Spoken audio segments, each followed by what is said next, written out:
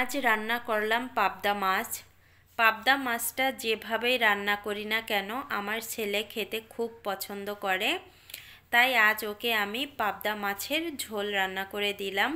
সেমভাবে আপনারাও বাসায় ট্রাই করে খেয়ে দেখতে পারেন, অনেক মজার হয়। প্রথমে এখানে আমি পাবদা মাছ কেটে ধুয়ে পরিষ্কার করে নিয়েছি। এবার মাছে আমি লবণ হলুদ দিয়ে দিলাম। এখানে 1 চামচের মতো দিয়ে দিলাম সরিষার তেল। তেলটা দিয়ে এবার আমি মাছগুলো হাত দিয়ে ভালোভাবে মাখিয়ে নিচ্ছি।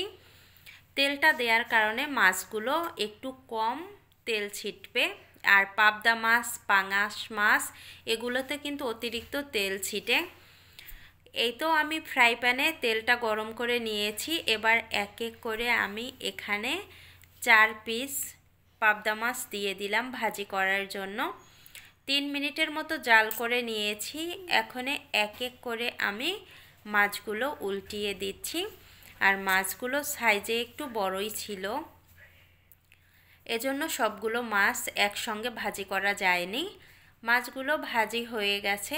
এখন আমি এক এক করে তেল থেকে নামিয়ে নিব। আর পাবদা মাছ ভাজির সময় একটা জিনিস খেয়াল রাখবেন, তেলটা যেন ভালোভাবে গরম হয়, তাহলে দেখবেন মাছগুলো ভাঙার সম্ভাবনা থাকবে না। বাকি মাছগুলোও আমি সেমভাবে ভাজি করে নিয়েছি।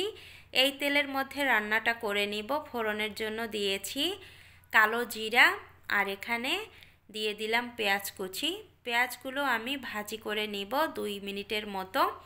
তারপরে এখানে দিয়ে দিলাম মরিচের গুঁড়া। মরিচের গুঁড়াটা এই তেলের সঙ্গে ভাজি করলে সুন্দর একটা কালার আসে, এজন্য আমি এখানে মরিচের গুঁড়াটা দিয়েছি। এই তো মরিচের গুঁড়াটা দেওয়ার পরে আমি ভাজি করে নিয়েছি পেঁয়াজগুলো। এবার এখানে দিয়ে দিলাম জিরা বাটা আর রসুন বাটা। জিরা বাটা রসুন বাটাটা আমি কষিয়ে নিচ্ছি। কষিয়ে নেওয়ার পরে এখানে আমি দিয়ে দিচ্ছি হলুদের গুঁড়া, দিয়ে দিলাম আমি এখানে ধনিয়া গুঁড়া, আর দিয়ে দিলাম আরেকটু মরিচের গুঁড়া। দিয়ে একটু জল দিয়ে ভালোভাবে কষিয়ে নিব। আর জলটা দেওয়ার কারণে মশলাটা পুড়ে যাবে না। মশলাটা আমি কষিয়ে নিয়েছি আরও প্রায় 3 থেকে 4 মিনিটের মতো। এবার আমি এখানে দিয়ে দিলাম জল। জলটা দেওয়ার পরে এখানে স্বাদ মতো দিয়ে দিলাম লবণ। লবণটা দেওয়ার পরে ঝোলটা আমি ফুটিয়ে নিব।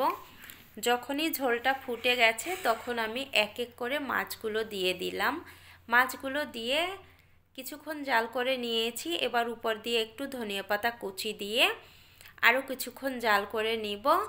আর এই মাছটা রান্না করা খুবই সহজ, আর বেশি সময় লাগে না, অল্প সময়েই হয়ে যায়। মাছটা অবশ্যই একটু সাবধানের সাথে নেড়েচেড়ে নিতে হবে, নয়তোবা ভেঙে যাবে। মাছটা রান্না হয়ে গেছে, এই দেখেন। এখন শুধু গরম গরম ভাতের সাথে পরিবেশন করতে হবে। অনেক অনেক মজার হয়েছে মাছটা। বাসায় সেমভাবে একবার হলেও ট্রাই করে দেখবেন, অনেক মজা লাগে আসলেই এভাবে রান্না করলে।